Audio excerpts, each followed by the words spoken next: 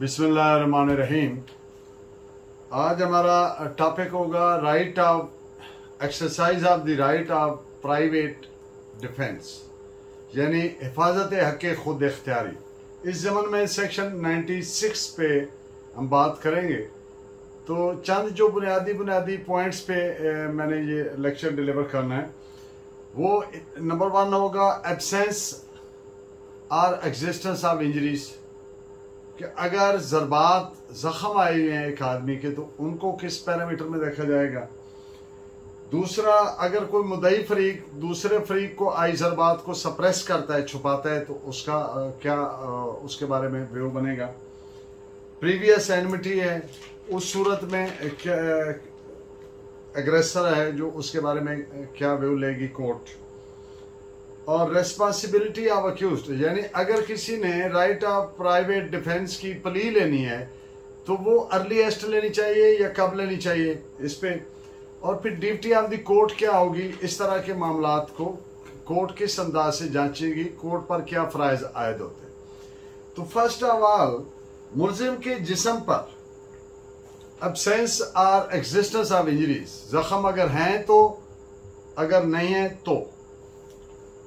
मुल्जिम के जिस्म पर जख्म का नाना इस चीज की प्रिजम्पशन हो सकती है, प्रिजम्पशन गुमान मफरूजा, इस चीज की प्रिजम्पशन हो सकती है कि विक्टिम पार्टी मुसल्ला नहीं थी और हथियार सिर्फ मुल्जिमान के पास थे और अक्यूज्ड मुल्जिम ने ही जारहियत की थी।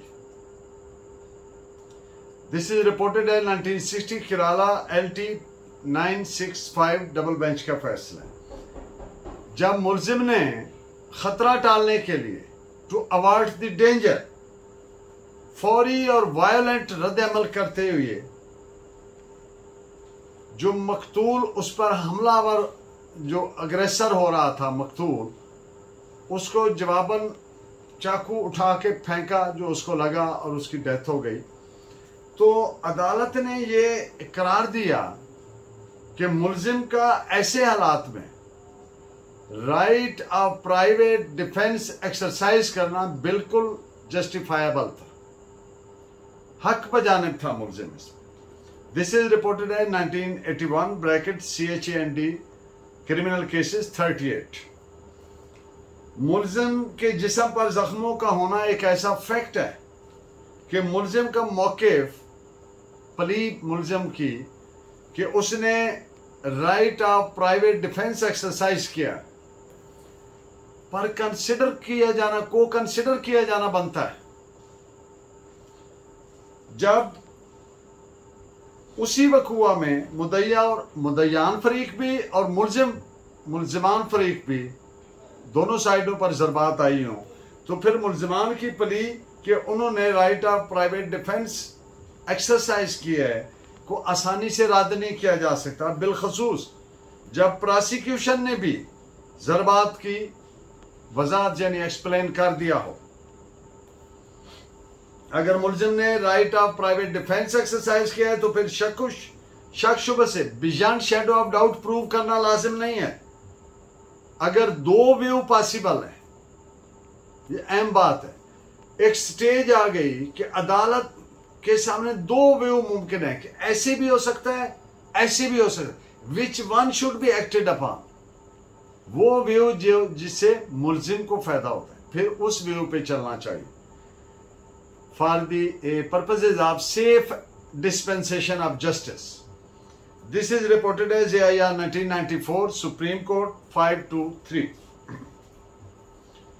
जब हालात वाक़यात मुकदमा से from the facts and circumstances of the case ये जाहिर पड़ता हो कि मुल्जिम ने अपना हक़ हिफाजत खुद इख्तियारी यानी सेल्फ डिफेंस के सिलसिले में private right of self defence exercise किया, तो मुद्दई फरीक का मुल्जिम को आई ज़रबात को छुपाना ये बड़ा कॉमन फिनोमेना है।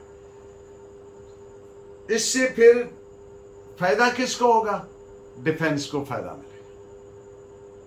दिस इज रिपोर्टेड है 1979 criminal law journal page 498 double bench का फैसला DB का।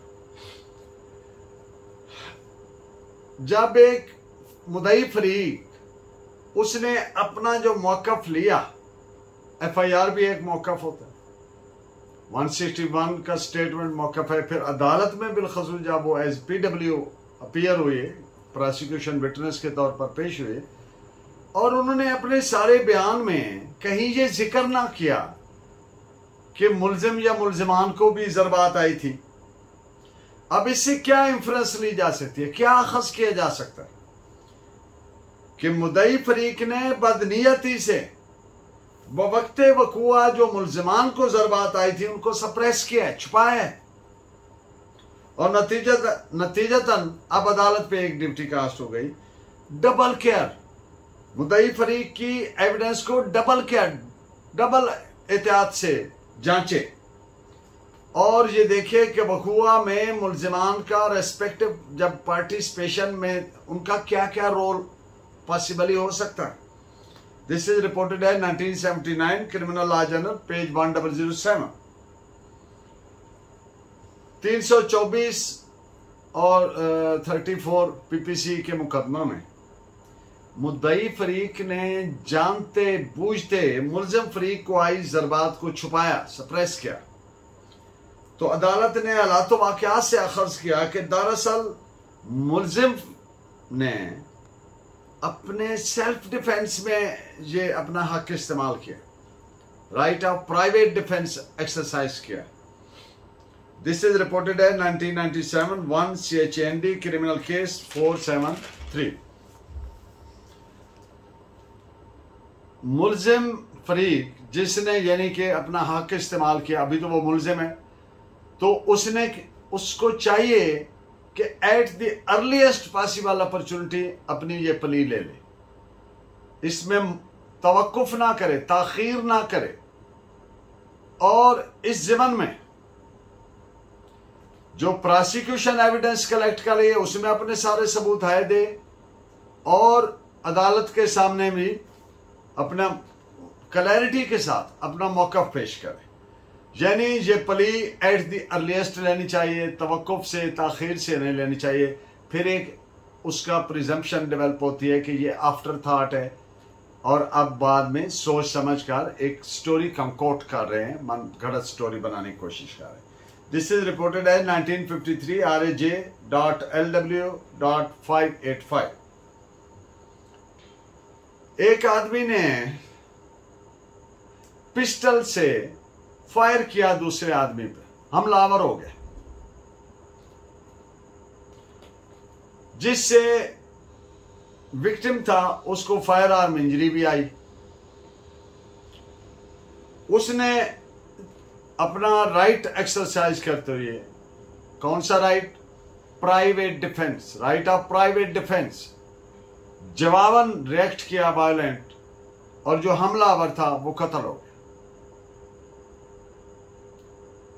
अब यहां पर भले कोई ये कह दे कि ये देखें जी उसने तजावुज किया, it is very important to note कि जब अदालत इस तरह का मामला देखती है तो वो इस तरह नहीं देखना चाहिए कि जी टाई शाई लगा के बैठे हैं, AC चल रहा है और पिन ड्रॉप साइलेंस है, और इस तरह बैलेंस और इस तरीके से लोग भी। तो अदालत को अपना ज़हन उस जगह पे ले जाना चाहिए और सोचना चाहिए कि ऐसे एक आदमी दूसरे आदमी पे फायर कर रहा है तो उसकी क्या ज़हनी कैफियत है जिस पे हो रहा है और जो कर रहा है। तो क्या ह्यूमनली ये पॉसिबल है कि कोई गोल्डन स्केल ऐसे पकड़ लिया जाए कि जनाब इतना हमला हुआ था तो जवाबी इतना ही होना चाहिए था, ये थोड़ा सा ना ऐसे होगा। It is not humanly possible. इस पे कोई सुनहरी तराजू नहीं, गोल्डन स्केल नहीं ऐसे होल्ड कर सकते कि बिल्कुल एग्जैक्टली उतना ही हो, जितना एक्शन है उतना ही रिएक्शन हो। ये ह्यूमनली पॉसिबल नहीं है। हर इंसान का मिजाज, टेम्परामेंट, दिलेरी, बुजदिली, हर चीज अलग है। हाँ, ये नहीं होना चाहिए कि बिल्कुल ही आउट ऑफ प्रोपोर्शन। तो इसलिए ये सारी चीजों को ज़हन में रख के तो फिर जब ये अदालत के पास आया मुकदमा, तो अदालत ने करार दिया कि जब एक आदमी पे फायर से हमला किया गया सो मच सो कि वो हिट भी हो गया, तो फिर वो बिल्कुल हक बजाने में था कि वो रिएक्ट करता, और भले उसकी डेथ हो गई, लेकिन कोर्ट ने कहा कि ये जुर्म नहीं बनता है, इसलिए कि ये उसने अपना right of private defence exercise किया। तो ये बात हम पहले भी कर चुके हैं, at the cost of repetition में अर्ज कर रहा हूं कि जब कोई शख्स अपना right of private defence exercise करता है तो फिर वो जुर्म नहीं बनता, वो एक्सेप्शन में आ जाता है, चैप्टर 4 पीपीसी में आ जाता है, सेक्शन 96 में आ जाता है, फिर वो जुर्म नहीं होगा। तो ये इस पे जजमेंट नोट फरमाया 1994 ब्रैकेट 2BLJ 242 पटना। अगर प्रीवियस एनमिटी मौजूद है फ्रीकैन में, अब एक फ्रीक ने एग्रेसर फ्रीक है, हमलावर फ्रीक है, तो जो विक्टिम फ्रीक है उसको पूरा राइट हासिल है, और उसने अगर उसको रिस्पॉन्ड किया है और रिएक्शन के तौर पर अपना राइट इस्तेमाल किया है प्राइवेट, तो उसको फायदा मिलेगा। यहां पर एक बात है इसी जजमेंट में कि अगर वो उस लेवल पे साबित ना भी कर सके तो फिर भी शक का फायदा बहरहाल मिलेगा। This is reported as 1997 criminal law journal 219 Supreme Court. अदालत पे क्या ड्यूटी आयद होती है कि वो जब ये प्ली ले मुलजिम कि मैंने ये अपना right of private defence exercise किया है, मेरे पे जब हमला हुआ या हमले का खतरा पैदा हो गया मेरी जान को या मेरी जायदाद को, तो फिर मैंने उसके तहफ़्फ़ुज़ के लिए ये अपना राइट इस्तेमाल किया, तो फिर कोर्ट पर ड्यूटी आयद हो जाती है कि वो evidence and the material on record उसको उसकी रोशनी में इस प्ली को जांचने के लिए बिलखसूस एग्जामिन करे कि क्या ये प्ली बनती है in the given facts and circumstances of the case. This is reported as AIR 1960 Kerala 142। इस प्ली के बाद डबल एहतियात के साथ सिफ्ट एंड स्कैन करना है एविडेंस को, वो हालातों वाकयात को समझने के लिए, जांचने के लिए जिनके तहत मुलजिम ने एक्ट किया, रिएक्ट किया rather. This is reported as 1968 Kerala LT 362 double bench का फैसला है।